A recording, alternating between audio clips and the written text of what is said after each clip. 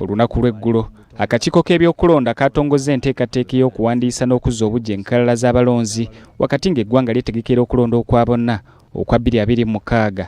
Enteekateeka eno yatandise olunaku lw'eggulo, olwaleero eyingidde olunaku olwokubiri wadde nga mu bitundu by'eggwanga eby'enjawulo ekyatambudde kasoobo. Tegunnajjumbirwa nnyo naye nga omukulu wa Electoral Commission we yagambye ebibiina byonna byenyigiremu bikunga abantu bonna okujja okwewandiisa. Teri kyakwekwasa kirala kyonna ke kaseera abavubuka bonna ku byalo byammwe mugende mukebere mu nkalala ezo mwe muli. Tutuuseeko mu bifo by'enjawulo mu ggombolola ezikola ekibuga Kampala okuli Makindye, Lubaga n'ewalala, kyokka nga mu bifo ebimu abantu bakyali batono nnyo. Abantu ebifo ebyateekeddwawo babitya.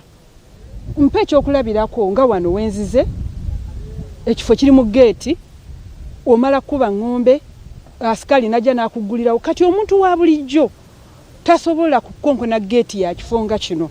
Mu bitundu ebimu abakozi b'akakiiko k'ebyokulonda balabiddwako nga batudde nga tebalaba bye bakolako. Guno omukisa bannayuganda gwe tulina okweyambisa okuddamu okusalawo baki abagenda okutukulembera.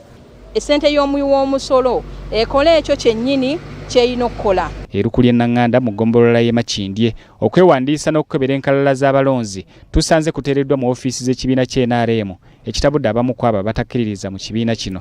Ofiisi ya kibiina kimu batuula muneno munda mubagalira abantu mwe babawandiikira tetusobola kikkiriza. Kati nga no tuli parking omuntu kizibu kyamulagira tategenda oyingire mu parking aba alowooza bintu birala. Olaba batadde maka ga chairperson gutumanyidde dda nti musajja we NRM kati kiba kikulaga nti waliwo omuntu nga ye agamba nti nze sijja genda awo nga waludda lwabula gavumenti. Ssentebe w'ekitundu kino Ssekimpi Kasimu ategeezezza nti baagezezzaako n'okwogera n'akuliddemu ebyokuwandiisa abantu mu kitundu, kyokka bamutegeezezza nti tebafunye ensimbi zimala okufuna ttenti we basobola okuwandiisiza abantu.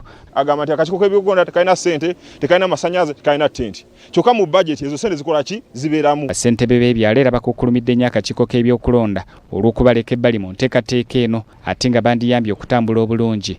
Kubanga babagamba Uganda involve leaders. Mugende muteekemu bakansala, muteekemu basentebe b'ebyalo. Why is it that bakola program ngeno nga tebatadde mu bakulembeze bakola nani? Mu bufu bwe bumu mu disitulikiti y'Emityana enteekateeka eno etambudde kasoobo oluvannyuma lw'abantu okutuuka mu bifo balina okukeberera amannya gaabwe ng'abakozi mu kakiiko k'ebyokulonda tebaliiwo. Abakulembeze betwogeddeko nabo mu disitulikiti eno balaze obwenyamivu nti enteekateeka eno eyinza obutatambula bulungi singa tewabaawo kikyuka. Neetoolodde nga ngezaako okulondoola ensonga eno nkizudde nti abantu kumpi ebitundu 7 tebamanyi exercise eno ng'ebikozesebwa ebimu ate tebizze.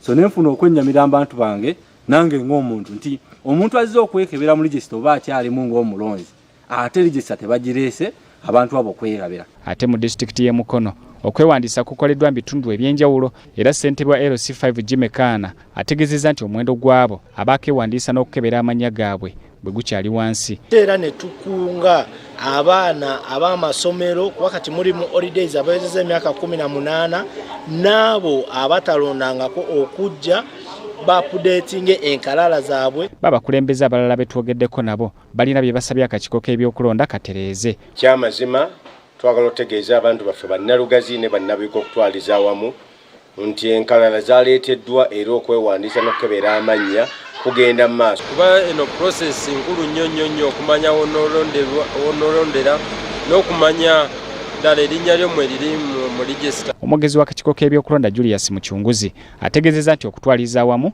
enteekateeka eno ekyatambudde bulungi. Tulaba nti olunaku olwaleero okwetegeka kweyongedde mu maaso kati buli kyetaagisa weekiri abakozi b'akakiiko bwe bali bayita mu byalo mu parishes nga babuulira abantu bawa program kyo tugenda okutambulirako okwewandiisa oba okukebera ku nkalala z'abalonzi. Zubairi Lwalira, BBS Telefayina, ageesigika.